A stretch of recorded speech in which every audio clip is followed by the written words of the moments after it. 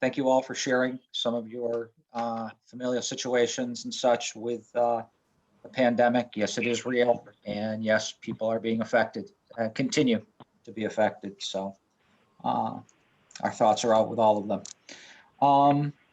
Okay, we will come to order for the February 8th Planning and Zoning meeting for Ashford, Town of Ashford. It's 7:05. Valerie, I see that you're on. I'm just looking to see, we also have guests of Paul Varga and also B&T Guerin.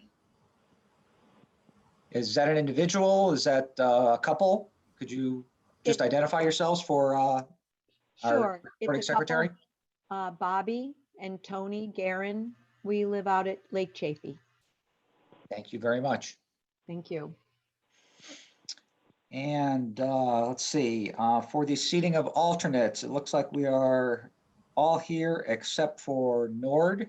Just want to be sure I'm not missing anything. And this time around, I think we will seat, and Bruce obviously as an alternate is not on as I see it. So we'll seat Doug for Nord.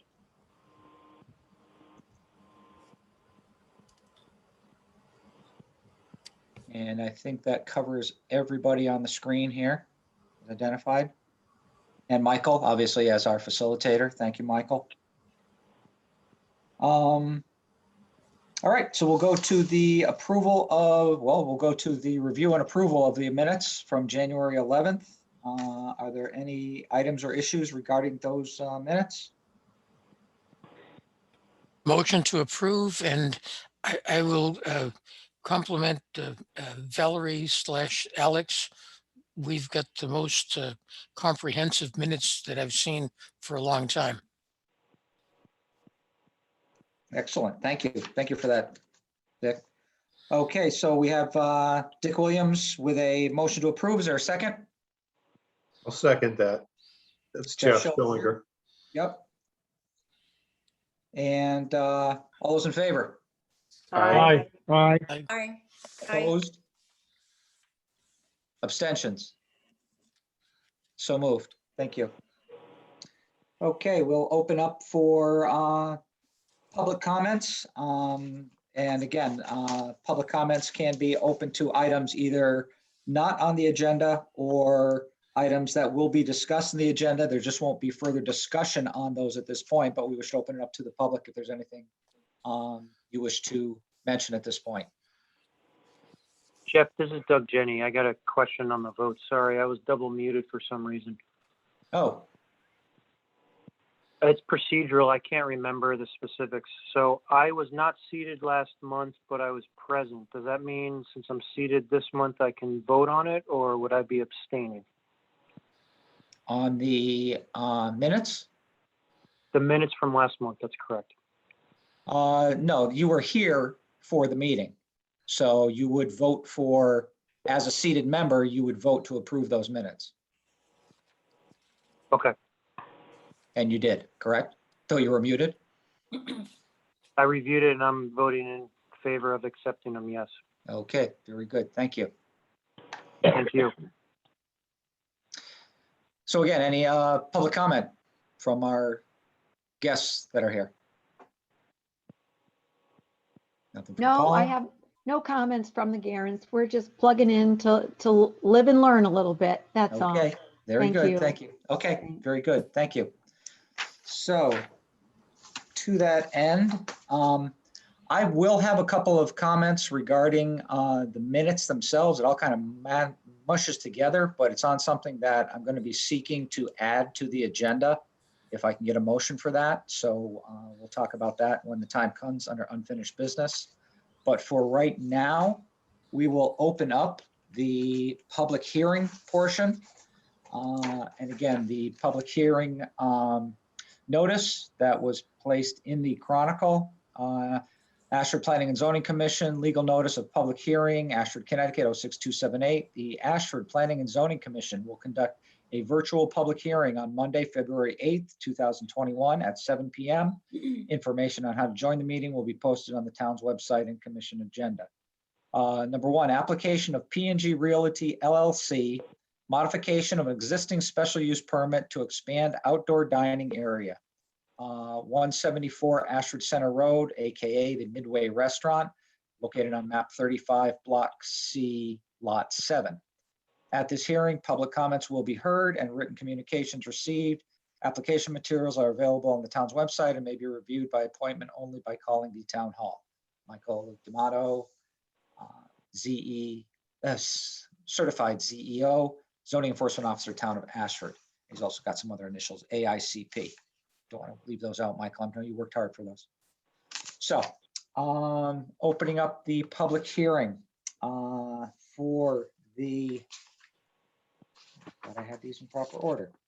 So this is the public hearing again for Midway Restaurant looking to expand the existing outdoor dining. Everyone should have received in their materials a packet of information from Michael, one, the zoning application, including the site plan, as well as a memorandum from Michael as CEO regarding that application. Did everyone get a chance to review that, or would you like me to review Mike's letter? Mike, this is Dick. You did amend your letter per the emails we had back and forth. Yeah. Key thing is that the initial letter that went out said that the Midway was in a RA zone. That's not true. It's zone commercial. So the expansion of the dining is conforming within the commercial. So this is something that should have a special hearing, but it's not as controversial, let's say, or whatever word you'd say beyond that. It's simply expanding their business, and it should be looked upon as being in the purvey of what they should be able to do as far as expanding their business, because the only thing that they would be involved in is the setbacks as far as this new addition that would be put on, which is well within the boundaries of the property. Just for clarification's sake, I will read the brief memo from Mike so everyone's on board. Application summary. This application has been submitted by the operator of the Midway Restaurant who is seeking to expand his existing outdoor dining space, as Dick mentioned. While Connecticut's Executive Order 7MM is still in place, which allows municipalities to expedite and exempt outdoor dining requests, those relaxed standards only apply for the duration of the state of emergency. The applicant has indicated he would like to make this option available permanently, and as such is seeking approval from the commission. Current zoning map indicates that this parcel is located within the GC, the general commercial zone, as Dick mentioned. And Article 4C, Section 3.1 of the zoning regulations do allow for outdoor cafes in association with restaurant via permit, special permit, excuse me. General comments. While the regulations have parking requirements for restaurants, they do not have additional standards for outdoor cafes, which are essentially an accessory use to a restaurant. Generally, restaurants do not use outdoor dining areas in addition to the indoor seating area, or rather in lieu of indoor seating. On days where weather permits, guests will likely choose to sit outside versus inside. Many towns treat outdoor patio/dining areas in this manner.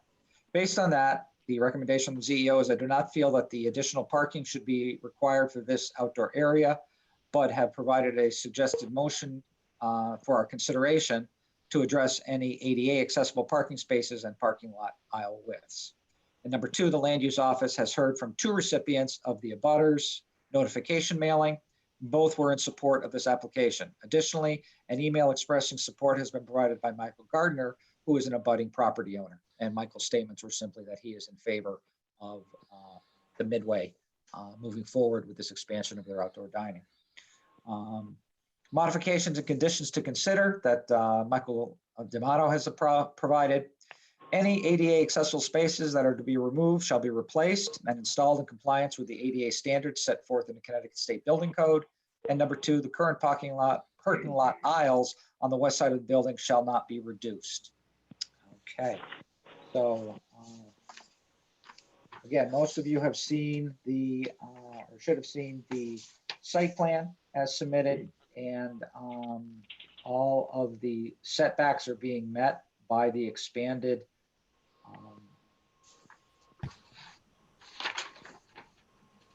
outdoor dining area, excuse me, I lost my mind there for a second, to the south side of the building. And any comments from the commission? Well, Mr. Chair, oh, I'm not muted. Okay. For some reason, I didn't print out the site map. I have all this stuff here, but I didn't get the site map. I was wondering, how many parking spots are they losing?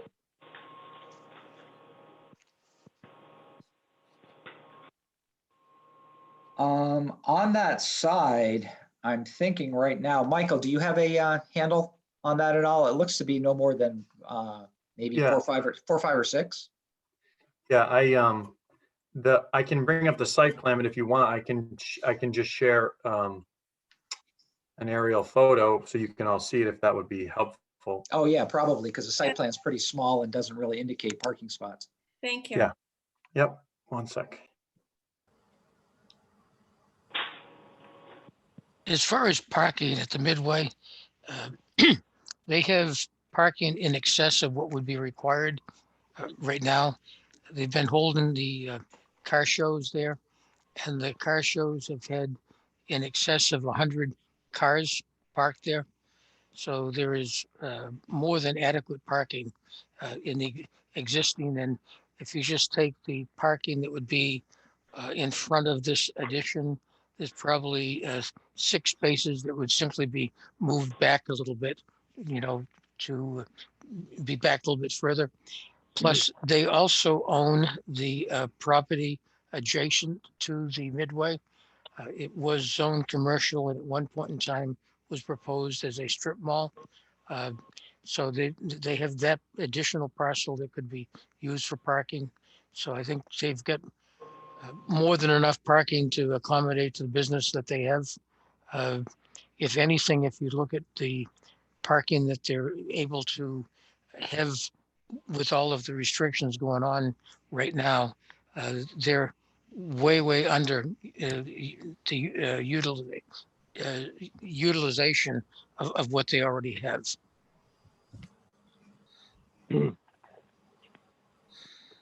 So again, Michael's sharing his screen, as everyone should be able to see the aerial view of the Midway.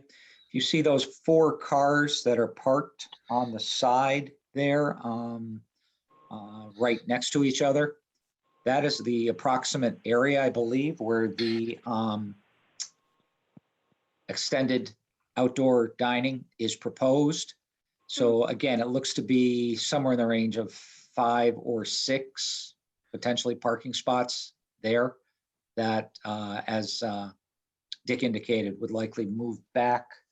I believe the width from the building is approximately 16 feet. So we'll move back a little farther than the width of the car, the length of the car, I should say,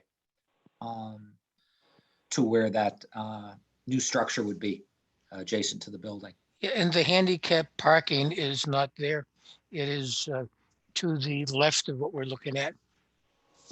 There's 2 or 3 handicap spots where those cars are kind of parked kitty cornered. Right. Yeah, this right. is a 2019 shot. So to the entrance on the side on the lounge, and then obviously there's further handicap parking on the other side of the building also. So Jeff, this is Doug. I want to attempt to put some numbers to this. So as you look at the drawing, it suggests up to 96 feet of space will be used with where the sonotubes are going to go. At, where is it in this? At 8.5 feet wide for a typical parking space per our Article 6D, Section 2, that's about, roughly speaking, 11 cars. Even though that aerial view showed less than that. That's just the way those folks were parking, but by the numbers, it's potentially 11 spots as I read the drawing. Is that the expectation here?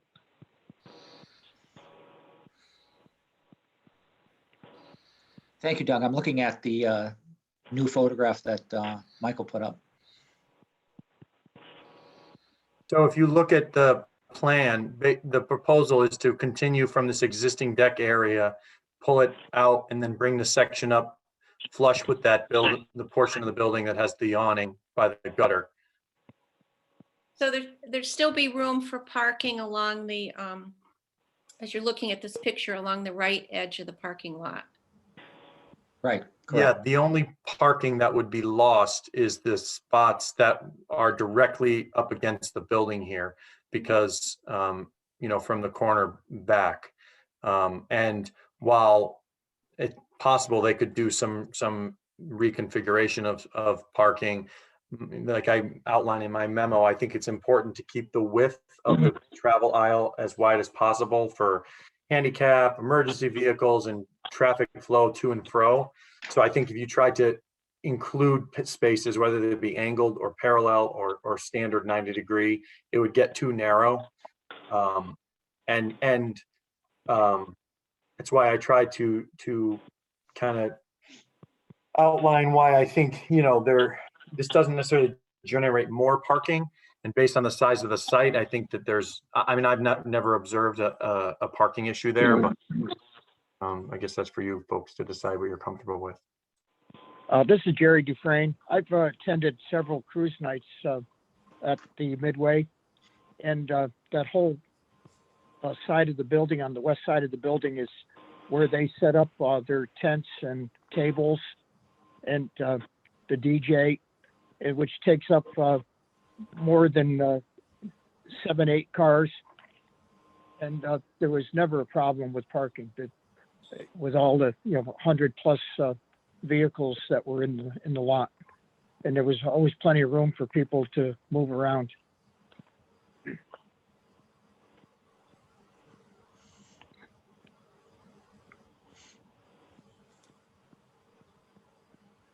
Michael, do we have any, or do you as zoning enforcement officer have any jurisdiction over the event that takes place, such as what we've talked about here? Should we ever get back to events? Such as the cruise night and things like that, because again, obviously with a 16-foot expanse coming out from the building, cutting into that thoroughfare, and then, I think some thought would have to be done as to how they go about setting up, as Jerry said, such as the DJ and other tents and things like this, because that would just severely limit, I think, the pass-through on that side. Even though I don't even know if it is a pass-through during those events, if they kind of block that off. I've only been to one event there. No, you can drive around the whole building. I know you can now, but I'm talking about during the event. Yes, you can drive around the whole building. Yeah, during the event, Jeff, most of the public parking is on the other side of the building. Correct. But it is a big event, and there is parking like everywhere on there. Yeah, and generally speaking, if we were to look at the requirements for parking, I believe that they have, if you were to start mapping out the parking all around that building, they've got parking for, well over 100 spaces, which more than exceeds the parking that would be required for the restaurant. So this really does not dramatically impact anything. It just gives them an outdoor patio.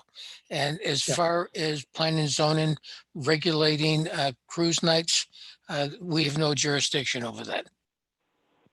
And when they do have an event, they have a couple people directing parking. Right. So right. They do a really great job there. Oh yeah. So what I would say is, and I'm going to I'm going to swap out a new share here. So these 4 cars, which are shown here, a standard space nowadays is about 9 by 18. The proposed adjustment, the proposed expansion is 16 feet, which means The deck being included here is going to be no different than a vehicle being there. So this aisle, which I've measured to be roughly 38 feet wide, won't be any more narrow than it is now. It's just that he's going to lose the 4 parking spaces. Standard aisles, when you talk about site design today, generally require 24 feet. That gives you enough room for like a fire apparatus. So he's still going to have enough room for circulation at 36 feet. It's just he's basically going to lose those 4 spots that are there. I don't know if that helps or not. Jeff, Yes, Paul. since it's a public hearing, can I just put my input in here? Absolutely, please. Okay. Yeah, first of all, I actually frequent the Midway as a customer, and I think the way that the photo shows, it should be 6 spots that he would lose, just the way the configuration is. I'm in favor of letting this go through. I think any business expansion, especially in the restaurant business right now, I give him credit. And then I'll switch hats real quick. I can't speak for the department, but as the guy that drives the fire truck, adding to that building and less than the width of a car isn't going to create a problem. As Mike pointed out, you still have the drive-through capability. And I don't think it didn't show in the site plan, but I don't think that anybody's going to want to park a car right next to the deck where people are standing on. It invites a lot of things that you might not want to have invited. But that's just my 2 cents. Like I said, I'm definitely for the expansion. Thank you, Paul. Anything else from the commission on this item or on the discussion here? Okay, how about a motion to accept? We have, Jerry, we have to adjourn the public hearing and then go to our regular meeting, and then we can Okay, do motions. okay, Yeah, because we've already accepted the application on this. Okay. Under the permitted use. Okay, if there's no more feedback or if there's no more questions and we don't have a representative from Midway here to discuss anything, I didn't want to miss that in any Yeah, way. Jeff, I did hear from him last week when I was confirming, and has some family members with some health issues, so he was unsure if he'd be able to make it last minute. Okay, So he did apologize for that. that's okay. That's okay. He seems well represented from various groups here.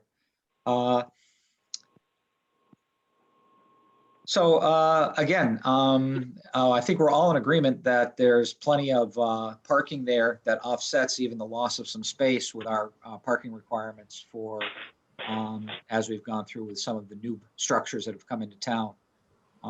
So that looks fine. Any further discussion on this item?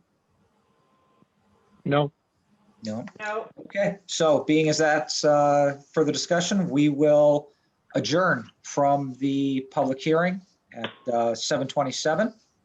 And public, thank you for your comments on this. And commission, thank you for yours. We will adjourn and resume the regular meeting for this evening. Okay, Alex, any bills? Oh, no, we don't. No bills. Any correspondence? Don't have any. You? Nope, I did not receive a correspondence to share. Okay, so we're going to the unfinished business. And what I would like to do is, if I could get a motion from someone, I would like to have a short discussion on the affordable housing plan or plan of affordable housing as required by 8-30 state Connecticut. I'll make that statute. motion. I'll second. Richard, Jerry, Janet. Jerry Dufresne, Oh, Jerry, did you make that motion? yes. Oh, okay, I'm sorry. Jerry. Janet Bellamy seconded. Okay, Valerie, Yes. all those in favor? Aye. Aye. Opposed? Abstentions? So moved. Okay, so we'll move that to a B under the number 7. So that will be after our update on the Lake District regulations. Okay, going to unfinished business, the update on the Lake District regulations. And again, Michael did provide us with some materials. Mike, do you There's- want to go through what you've Yeah. provided us and where you're Yeah. at? Yeah, Okay. so Dick Williams had sent some stuff over that he had asked me to make available to the other folks on the commission. I think that at least my takeaway from the last meeting was before the commission made any changes, discussions, or move forward any further, we wanted to get some input from the actual associations. So what I did was created a very, what I hoped to be brief, but insightful survey so that we can begin to understand what is important to them so that we can use that to inform our discussions moving forward. I don't think you guys want to spend a lot of time talking about changes only to find out we're moving in the opposite direction of what they feel is most concerning. So I'm happy to share my screen if you want to look at the questions that I came up with. You tell me what you prefer. Please, let's take a look. Okay. I'm just nosy. So can everybody see it? Is it too small? I can't see it because I'm on my phone. Oh, And I- well, I'm not a magician. So the purpose of this is just to very quickly understand from them, again, what their concerns are as it relates to both the areas, but then kind of what we've been talking about. So we're asking them what district they're from, Ashford, Lake, or Lake Chaffee. Question 2, in your experience, do the current zoning regulations appear to be restrictive and or create barriers for homeowners who seek to responsibly improve their properties? And I'm asking them again to sort of gauge whether they feel they're very restrictive, somewhat restrictive, or not restrictive enough. I'm asking them how they feel about the layout and density of their specific neighborhood around their specific, their lake. And then question 4, as a way to allow for the responsible improvement of existing homes within the association, do you feel the commission should allow, and I've asked them to choose footprint expansion of homes by reducing setback constraints or building height expansion on existing footprints, A and B, or neither. Trying to get an idea of, do they want us to allow more development on the lot, or do they want us to keep the distance between the houses where they are, but allow people to go up?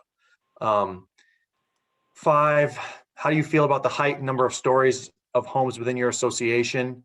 And asking them whether or not they feel that height of buildings is a concern, and if they should be allowed to go up or not. 6, acknowledging the water quality is important in these areas, how much focus should the commission place on developing standards for water quality as it relates to things such as stormwater runoff, impervious surfaces, septic system expansions, low impact development standards, etc. And asking them to tell us whether you folks should prioritize that or not consider it. And then asking them about their opinions as it relates to the existing water quality now. Trying to ask the questions in such a way so that when we get the answers, we can really gauge kind of where the opinions lie, rather than asking them to just type in responses, which demands a lot more time on their end, which I was trying to be respectful of. Yeah, Mike, this is Dick. I think there's 2 things we need to point out. At the last meeting we had a number of people from the associations here at the meeting, and they indicated that a lot of the residents of the lakes were not full-time year-round residents. So they wanted to see any survey done through the association board of directors, not through everyone that lives in the lake districts. Yeah. This at the top, you'll see that the only people that I plan to distribute this to would be to the boards. Right. And the other thing I think is that if we look at this from a town viewpoint, Okay, we obviously want to respect the wishes of the lake districts, but the biggest thing that faces the town is if we do things in the lake districts that forces us to have to foot the bill for a lake district septic, city sewer system. That is something that would impose a very large tax issue on the total town. And I looked at that extensively in what happened in Coventry. Uh, and that could be a very large economic impact to the town. So I think our first and foremost priority is to make sure that anything that happens in the lake districts does not trigger a water quality issue that would bring the state in to mandate that there be certain actions taken to manage the water quality in those lakes. Dick, to that end, I know you've mentioned the Coventry Group a number of times. What precipitated the requirement for the septic system, the sewer system to be put in place? Basically, it was the state. The state was monitoring the quality of Coventry Lake, and as development went forward, it ended up causing water quality problems with Coventry Lake.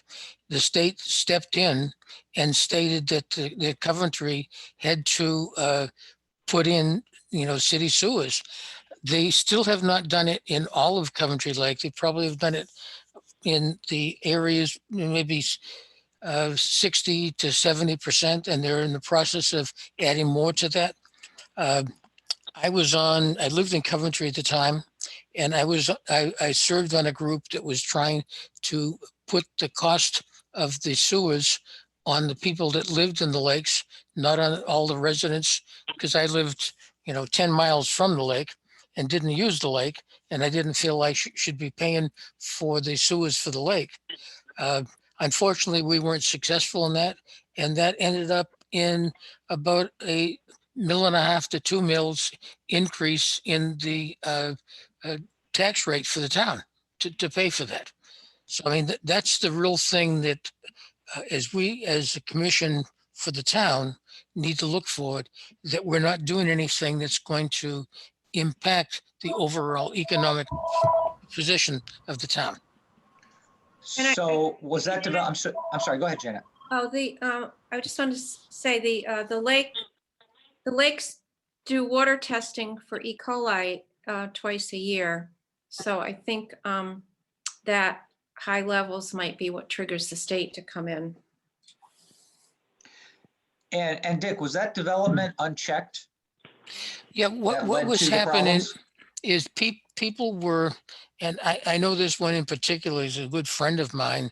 Had bought two lots, tore down one house, took the footprint of the one that he wanted to build, and he built a 4,000 square foot, 4-story high McMansion on the lakefront, and used part of the adjacent property to put a septic system in, which frankly wasn't all that successful, but he nonetheless had a major expansion. And I think some of the people that were on our call, last month, were concerned about people taking especially the waterfront, which is more valuable than the lots that are, 2 or 3 streets back, and putting in large, homes on the footprints there where there may or may not be adequate septic system to support those.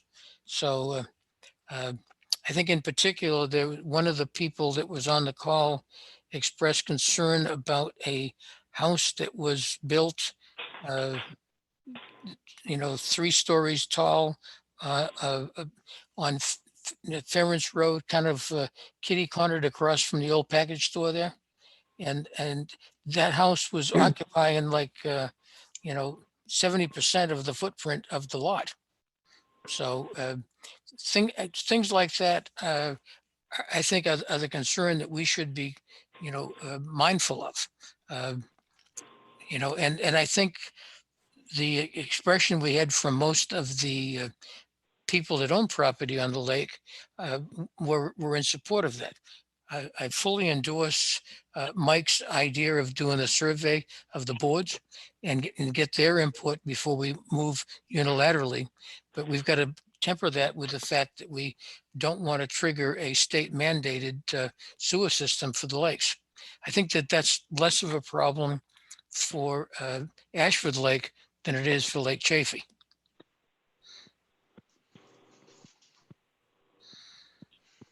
Okay. Thank you very much for that. Michael, did you want to talk about the current material you have together, or just want to move forward with the survey and hold off on discussing the general plan, the 2 pages you have here for the Lake District?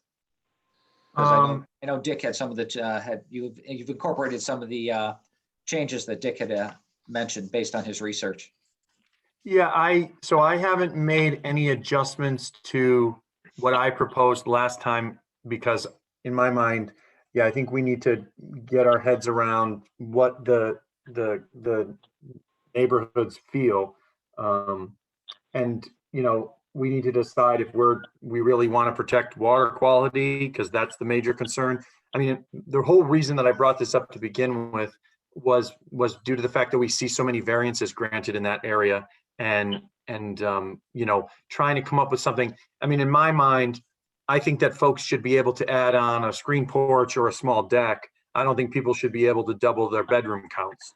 That to me is the goal of how we want to do this. I think that that line, I'm hoping the survey will help us draw, and we can then get a better idea of how we need to tailor it. So I haven't made any adjustments yet because I don't want to move in the wrong direction. Sure. No, thank you. Yep. It was very interesting. Yes. I Dick. had put forth, I did something similar to what I did with our previous iterations of changing land use regulations. I went out to other surrounding towns and looked at what they were doing. Yep. I found Coventry probably being the best example. And I included the language that Coventry had in their land use regulations. And I redlined what Mike had put together for proposed. Oh, okay. I thought Michael had done that. So those were your changes you put in. Okay, thank you. And those red lines basically saying that we would have 10% lot coverage with a potential of expanding it up to 15% using the same verbiage in the Coventry regulations. The average lot size in Lake Chaffee is around 11,000 square feet. 10% is 1,086 square feet. Yep. I looked at the property cards of probably 50 or so of the houses that are there. Most of them are between 750 and 1,000 square feet. So there really isn't any restrictions on what they're doing.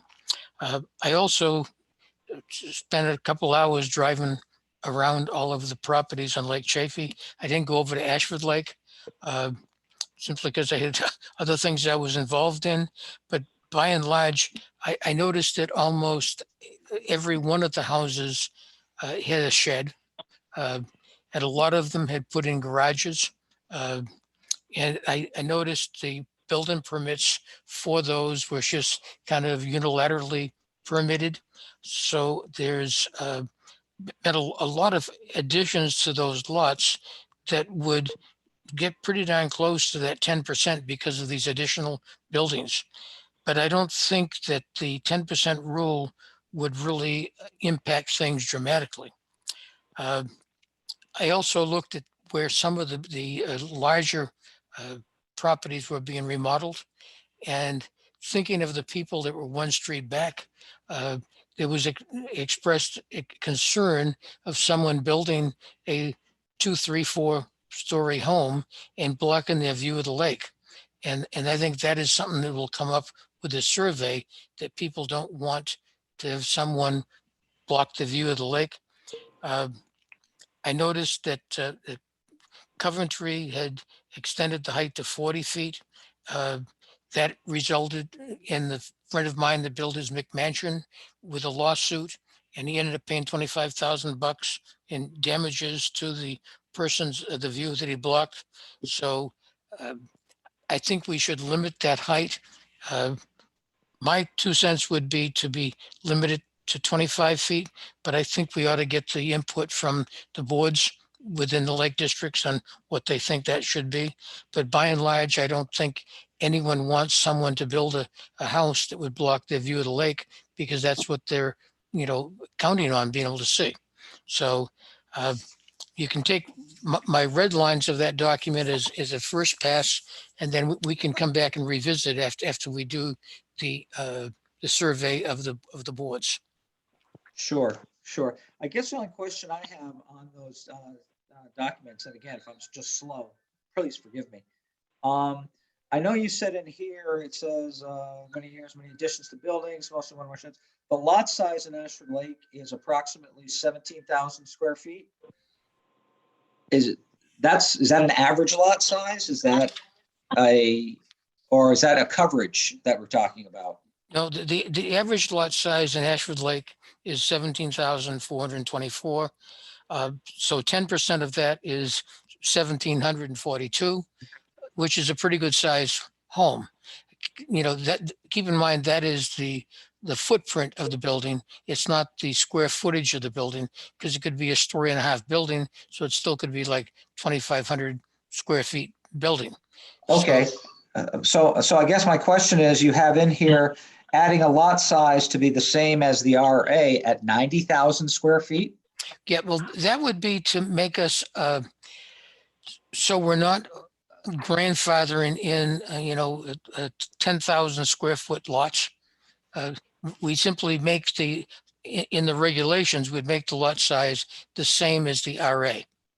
So this would not affect any existing lots, but it would affect anyone that wants to create a new lot by some combination of lots or something like that. It would say that we've still got to meet the regulations of the RA.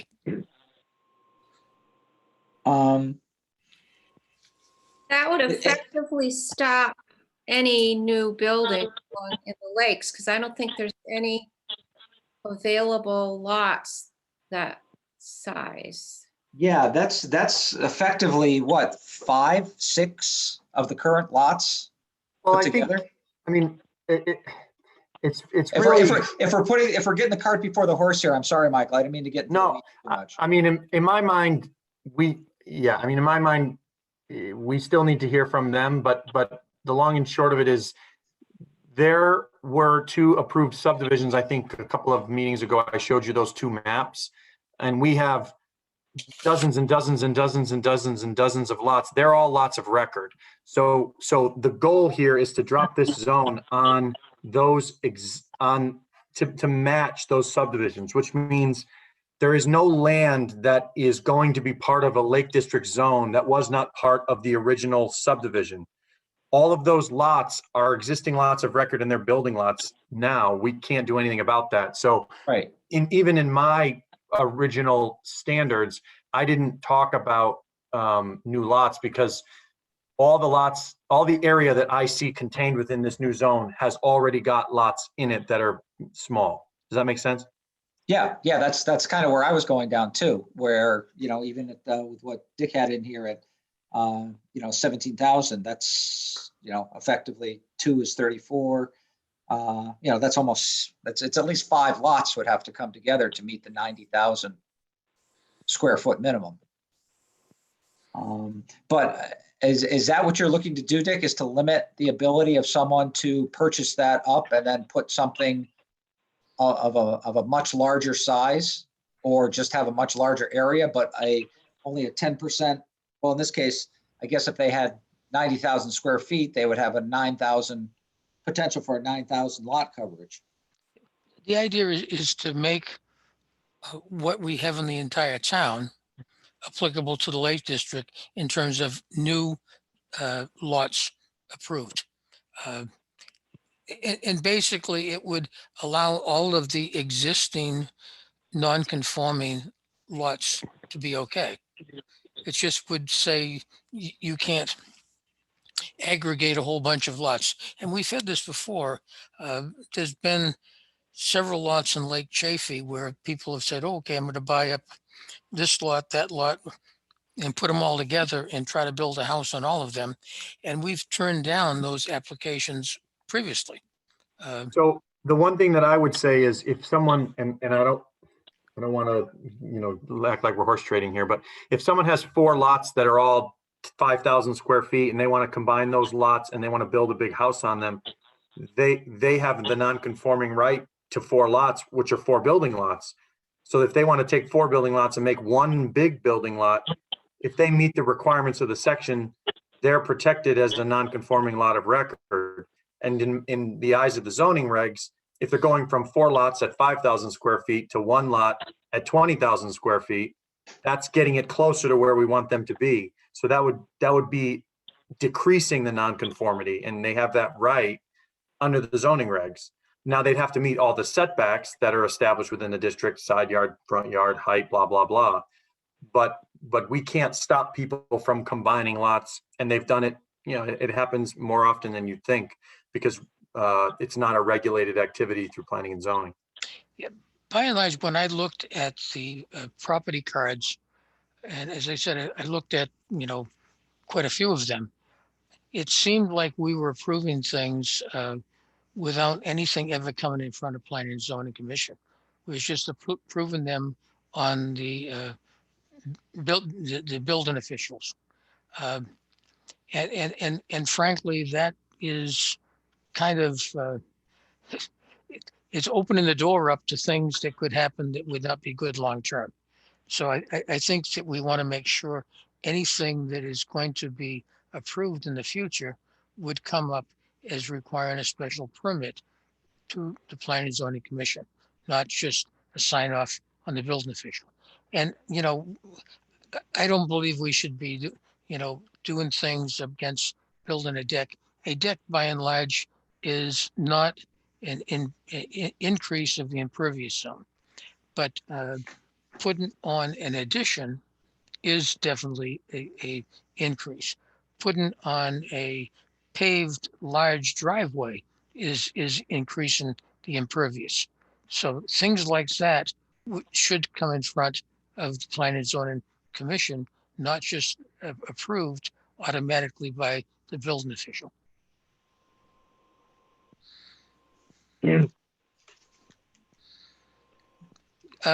We have 2 people that are residents of Lake Chaffee. What do you folks think of the things we're talking about? Well, I think this is Tony Guerin. Yep. And Bobby Guerin. I think that the questionnaire is a great starting point. I think there's always going to be the conundrum of what historically has been there versus what going forward people want there. And that's another bridge, another discussion, another thing to let shake out. I think the sewer issue, certainly I don't think anybody at either lake wants to be a burden to the town that they moved to because they liked the quiet corner. But for the sake of the environment, it's something we all have to think about and figure out a better way than Coventry did it. But I think the questionnaire so far at this point of what I've seen is a very good starting point, Mr. D'Amato, and I appreciate your efforts in doing so. Thank you. Thank you, Tony. Also, just to let you know, we are reaching out to the both lake districts as well and getting their input. Mike's joined us the last time.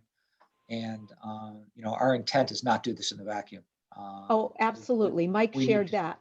Yes, he did share that. I'm an alternate on the board and have served on the board in the past. Okay. And I think everyone has the best interests of the town overall in mind. And then the environment is it's so important. So thank you again. Thank you. I will tell you, Mike, what's missing from this survey, though. I looked at the one from Coventry that Dick had provided, and the biggest concern for contaminants in the lake was the geese population.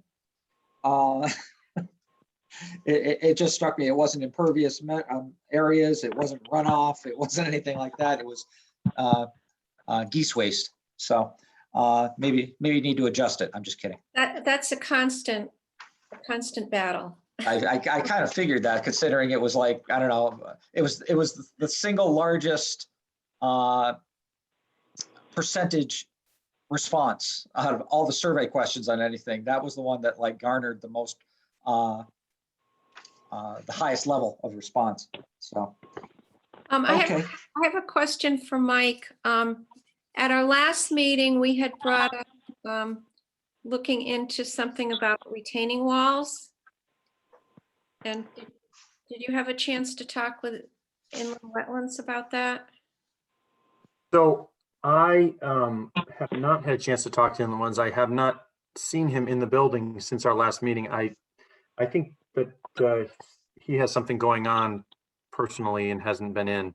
But I know that it. And I don't remember exactly what we talked about at the last meeting, but I did go back and look at some other applications that I was able to find without Joe being in the building, and I know that it's something that's regulated from his side of things. The one thing that I was thinking about that we could get into, though, it wouldn't be all that hard to craft, but basically, if someone wants to put in a retaining wall because they have an existing slope or they have something that's failing, that's fine. But if somebody wanted to bring in a retaining wall or install a retaining wall to create a flat yard where one is not flat now, though it would require all kinds of approvals from wetlands, if the commission felt that they wanted to see it as well, you could try to write a section in here that would require approval from either staff or the commission for filling.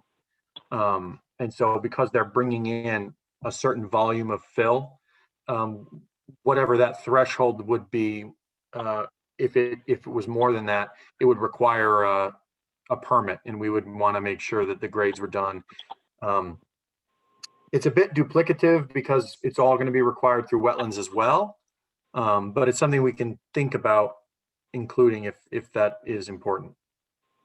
Well, and I was also, I just wondered if wetlands would like us to write some regulations that would help them with their part. I can talk to Joe to see if they have had an application in the past that they feel the specific language from the wetlands statutes has not allowed them to regulate. If there's a component of those activities that they feel they can't adequately address, and if he has something, I can let you know. Yeah, exactly. Thank you. Okay. I can tell you, Janet, that they have had two recent issues, and they're in their minutes, regarding retaining walls around Lake Chaffee. One went through, and the other did not go through. It was denied. And they did go, I was sat in on two of the meetings, and they went to quite the extent of, again, requiring engineering, proper surveying, the materials that were being used. Just, it was quite thorough, what they required of those applicants. And again, one being successful in what their plan was and the other not being successful.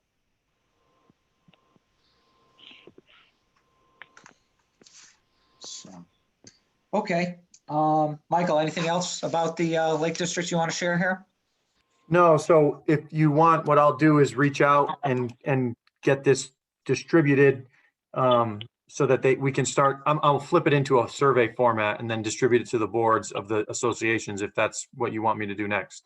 Yeah, I think, yeah, unless there's other input from the board, I don't think we need a vote or anything, but I just like you to continue to move forward with that. And also, if you can, when you do, if you could give them, a timetable for getting responses back, just so it helps us to continue to move forward. Yep. Yeah, and Mike, this is Gary Dufresne. Yes, Mike, Jerry? we have a board meeting Wednesday night, this Wednesday night. Okay. So if it was possible to get that, it would be good. Who should I send it to? You can send it to me or to the president Mike Panic? and Mike Panic, and I can, if you send it to me, I can bring it to the meeting. All right, I'll be in the town hall tomorrow. Let me see what information I have. I don't know if I have Mike's email. I think I do. If If I not, I could, have it for you. Okay. if I could just interject, we're having a remote meeting. So to send it electronically would be the best. Then I can send it to everyone awesome. Thanks, Chair. on the board. And Mike, I don't know if you have Tom Barry's email. I can send that to you. He's the president at Lake Ashford. Ashford Lake. Yeah, I do. I do have You Tom's. have his? Okay. We had our meeting last week, so he knows the survey is coming. Get that out prior to Wednesday. I would also ask the commission to look over the red line of what I put together on what Mike had put initially out with some of the comments and again, waiting for the input from the lake associations, your comments onto what the changes were and what you think of them. Very good. And Dick, again, thank you for your research on that. I really appreciate the input. Okay, hearing nothing else on this, we'll move on. Okay, and we're going to the B section, the plan of affordable housing under unfinished business. A couple of comments I just wanted to put out here. Again, not take up a lot of the commission's time on this. First off, originally we talked about, and I was talking with Michael D'Amato regarding what we needed to do to budget this. There was a lot of input from various areas as to, especially when we talked with Tammy Nuccio, we talked about the grants and sometimes getting $15,000 grant and such, and the monies had kind of dried up on that. So what it came down to, we were looking for $5,000 in an area to try and work on this. That would have made it a capital improvement. So with a little bit of horse trading with basically while we were sitting in the capital improvement queue waiting to come up, Michael and I came up with a figure, a starting figure, basically to work with Michael's company, CHA, who was working with a couple of other towns for producing such a plan. So now it is simply a budget item. Still working with the budget process in that, I put in a call to Dennis Poitras to see if maybe they could take a little bit of that. Basically, however the selectmen want to do it, whether they want to just have it go into one budget area, such as with planning and zoning, which I was more than willing to take on and have as part of our budget, or if they want to divide it up so that everybody's got a little skin in the game, housing authority, and again, any other groups that would be involved. In doing the original capital improvement request, I just want to touch upon some of the things I indicated to them. As indicated by Connecticut General Statute 8-30, each municipality in the state of Connecticut must prepare and implement a plan of affordable housing every 5 years. The statute was adopted July 24th, 2017, and will have its initial 5-year implementation by July 1st of 2020. Development of such a plan will likely include a steering committee comprised of members from various town boards, commissions, and committees, including but not limited to planning and zoning, housing authority, board of finance, town finance department, and potentially outside of the town, NECOG. The development of a plan would include the review of current town zoning regulations regarding minimum multiple dwelling residences and land use, housing needs assessment, the resulting gap analysis, compliance and commonality with the plan of conservation and development, and potential housing market analysis. The plan will also require public input through surveys, hearings, and virtual meetings. So again, we don't have a contract written up, but we're hoping to have this finalized for the budget for July 1 and working with Michael's company and his peer in CHA to help us put this through.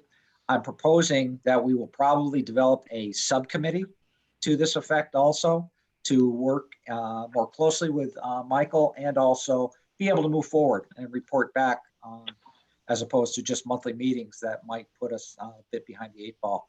Again, keeping things moving forward, similar to what we did with the POCD a few years ago. Jeff, I would endorse the idea of working with Michael's company as far as doing the legwork on this.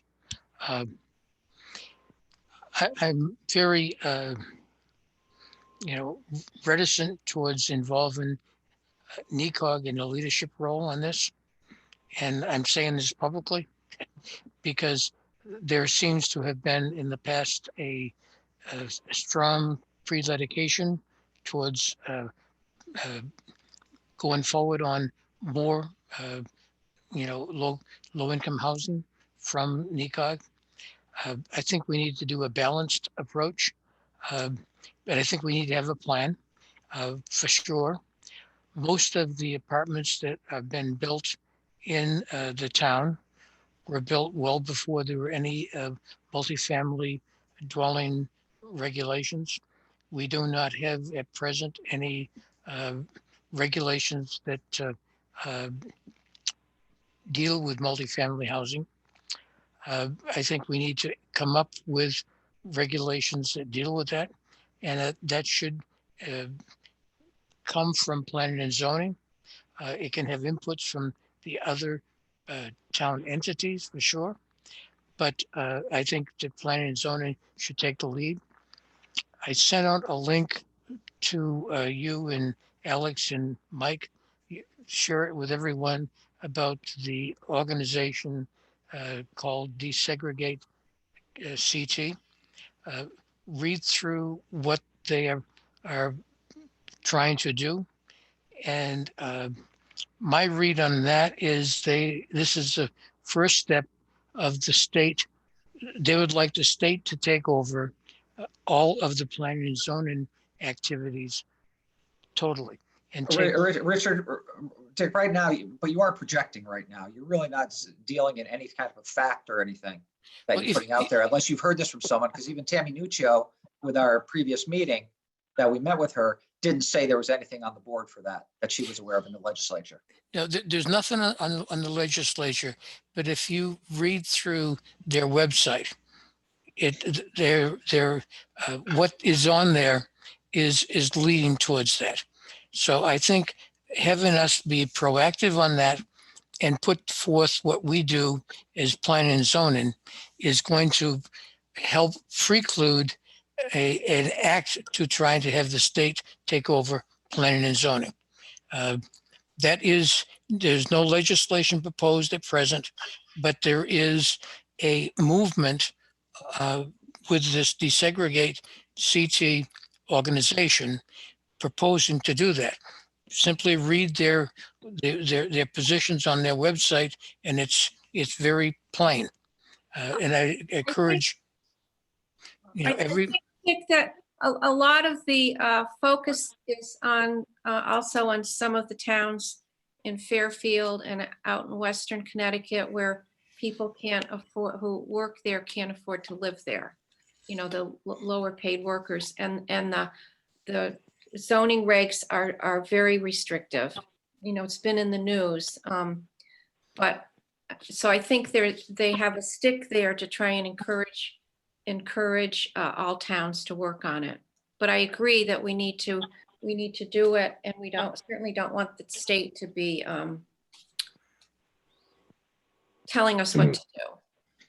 And just to be clear on something, I've had some discussions. I think the thing that hits us more so than people coming in and working in the area and such is just the nature, the aging of our population and coverage for senior housing. As a number of people have pointed out to me, 32 units in the senior housing development, and 1 unit comes due and 20 people apply for it. That kind of indicates there's just, not enough to go around. And as we continue to age and the baby boomers get older and want to stay in place and want to live around here, but can't afford to, it is something from that nature. I think what Ashford deals with. In sitting in on one of the desegregate con calls that they had, or webinars, and I don't know if I mentioned this before, the chat room was full of discussion, and it was really housing doesn't bring people, jobs bring people into an area. And if there's something that develops where there's a number of jobs in the area, then that's what's going to require the housing to come about in many places, especially as what Janet talked about, the Fairfield counties, Waterbury, Hartford.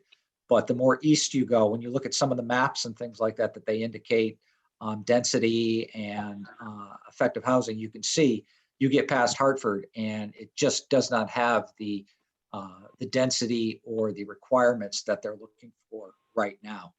But again, it's not to say we shouldn't be ready, and it's not to say that we don't need to get our ducks in a row to meet at the very least, the minimum standards of the requirements of the statute. The only other item that I just wanted to bring up was that I've seen some discussion regarding some comments that I made in the minutes, and I just want to be clear as to what we can or cannot do. And Mike, if I catch you by surprise, please don't hang up on me or anything. In the minutes under 8B, new business, discussion of Desegregate Connecticut Coalition, Mr. Silversmith asked all members to go online to desegregateconnecticut.org to learn more of their ideas and goals. The zoning officer said he would help members keep up to date with legislative actions, and that involved non-for-profits and written good reports on housing in Connecticut. The 53-page Desegregate Connecticut bill will be coming up soon. All will not pass, but we need to write a plan, as some of it will pass. Okay, so this is important. Michael's work with the zoning map and the interstate zone will wait until the housing plan is finished per the chair. Well, the thing is, we've got approximately 4 months before, and we don't have a contract in place, but once we do, before we can even start paying Michael and his peers for the work that they do. So we do have the potential to move forward. And Michael, again, if you don't think, if you think this is a mixed message or it's the goals are too interspersed, again, I think we have 4 months to potentially work on a zoning map, to work on, if not the interstate zone, the lake districts that we are working on and moving forward, and getting those done before we have to dive headlong and give, some priority attention to the affordable housing. Yeah, no, I think that we certainly don't want to wait. The zoning map is something that we need to fix, but we should figure out the Lake District first. I don't think that, so doing that while we wait for the next fiscal year to begin, I think is fine. And the interstate, that district there is not going to be where the town decides that it's most appropriate to have housing. So I don't think they're tied together necessarily. So I don't see that as being an issue. So I think it's fine to continue forward and make as much progress as we can while we're getting ready for basically the next fiscal year to start. And I guess for the purposes of the discussion, I agree with your suggestion that there should be a subcommittee of people that really want to think differently about some of these things, because the affordable housing process, and we are writing roughly 9 affordable housing plans for various towns, and it is not about standard. We should require permits for everything. That's we really push people to think outside of that box and try to figure out why certain things have been regulated so strictly. Something we're going to talk about later. We have an enforcement issue, and there's a development that I drive by every time I go to look at this house, and that it would never be allowed to be built today, but it exists completely silently with no issues. And I think Ashford needs to look at perhaps facilitating some things that had been allowed previously.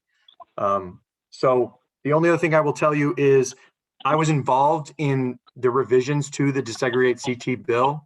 The 53-page bill is now 17 pages. We don't know if it will be multiple bills or one. That's up to the Planning and Development Committee.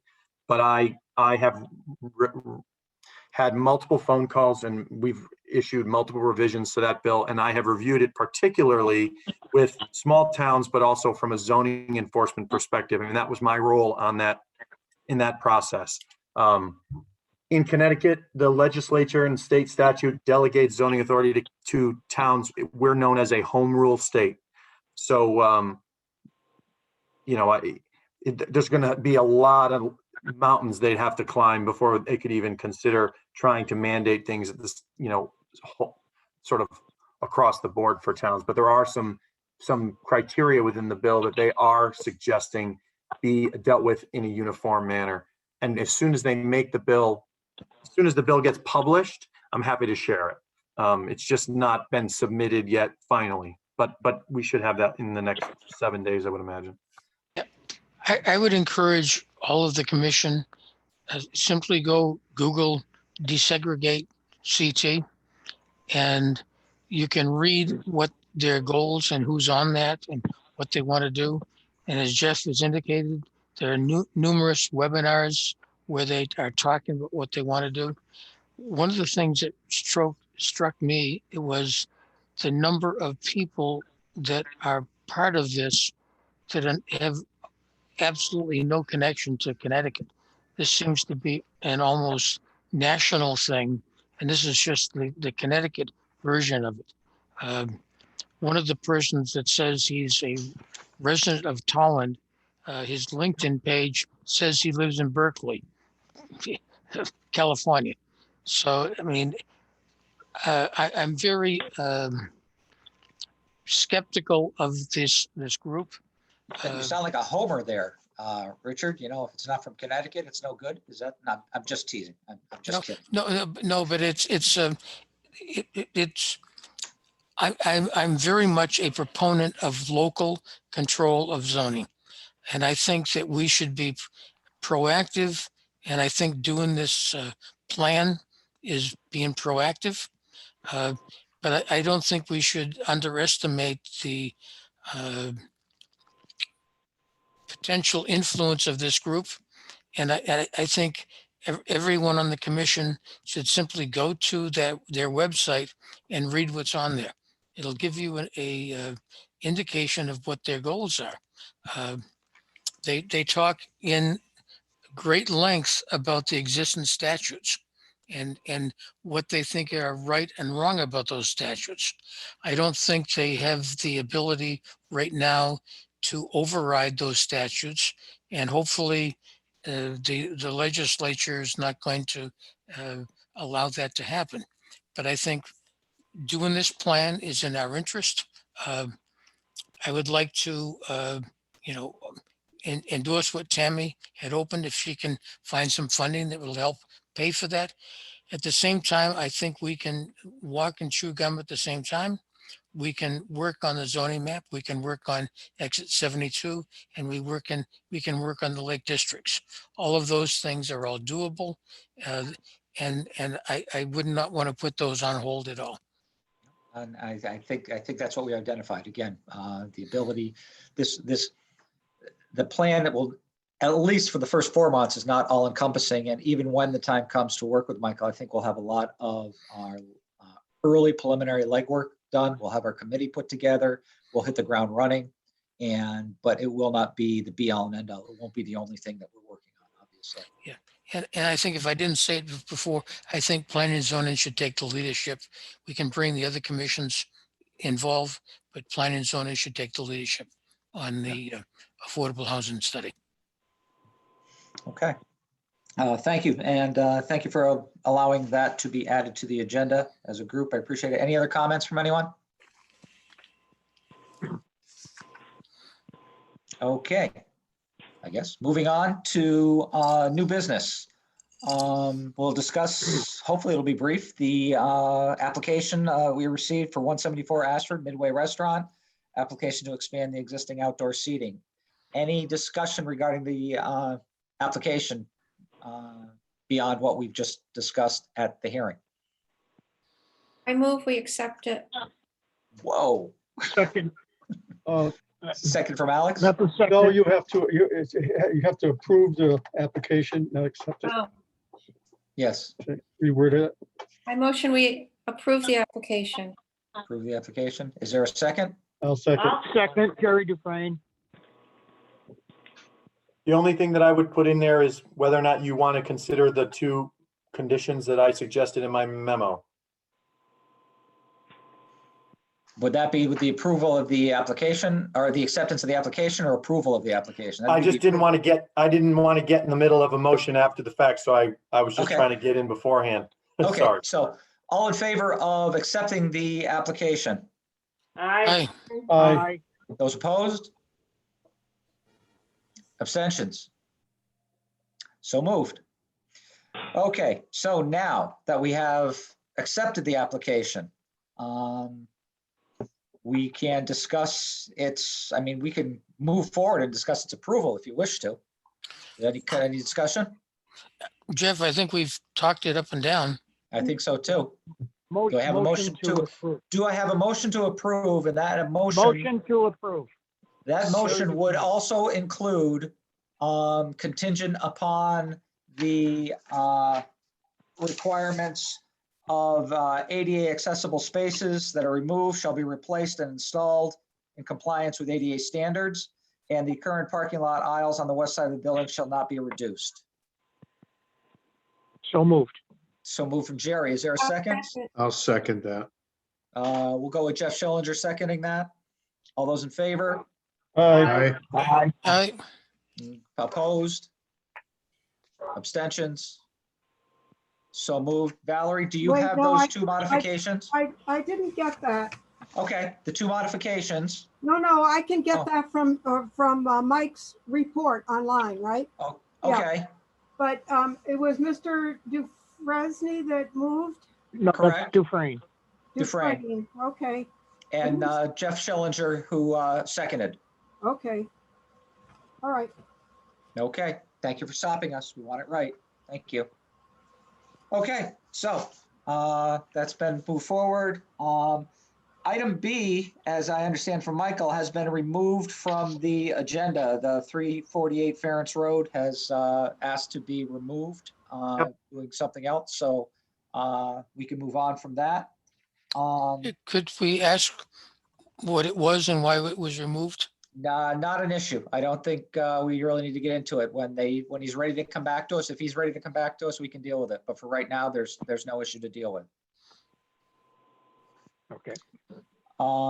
So receipt of application of the 565 Ashford Center Road Hole in the Wall Camp, special permit modification.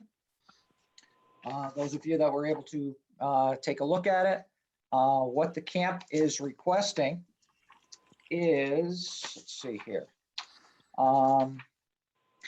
They want to raise a portion of the existing arts and crafts building, renovate portions of remaining building, and construct a new larger arts and crafts building in the same location.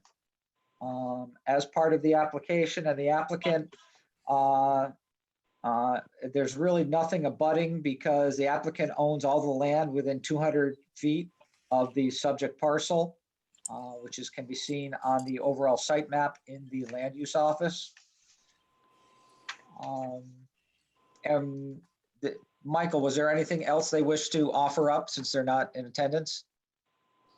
So, yeah, they're getting me all the rest of the plans. They just submitted this stuff, but because it's a special permitted activity, I have to schedule the hearing. So I just wanted to get this on receipt so I could get the legal notice for the next meeting. Okay, do I have a motion to accept, to accept the application? Motion to accept the application. Jerry Dufresne. Second, Second it, Janet. Janet Bellamy. All those in favor? Aye. Aye. Aye. All those opposed? Abstentions? So moved. Okay, and so we'll be scheduling a hearing for the next meeting? Yes, sir. Okay, thank you. Zoning officer report. The only item I have of major discussion we'll get into for executive session. Okay, very good. And to that end, could I get a motion to move to executive session? So So moved. moved. Second, I didn't see who moved first. Aye to Alex. Alex moved, Janet seconded. All those in favor? Aye. Aye. Opposed? Abstentions? Okay, so those of you that are guests, we'll be moving to executive session. Do you put them in a box or do we go into a box, Michael? I'm going to take us and put us into a box and they can stay right where they are. Okay, excellent. We should be back relatively shortly. Yep. Moving to executive session at 8:24. Okay, give me 1 second. Anyone know the score of the game? Oh, UConn? Yeah. It's South Carolina versus UConn, number 2 versus number 3.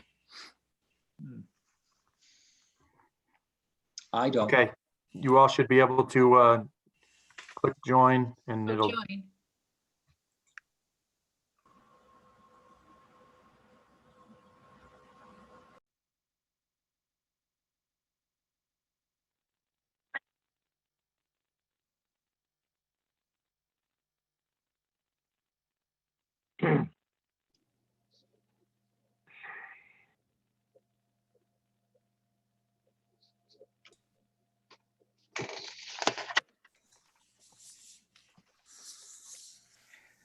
Everybody here?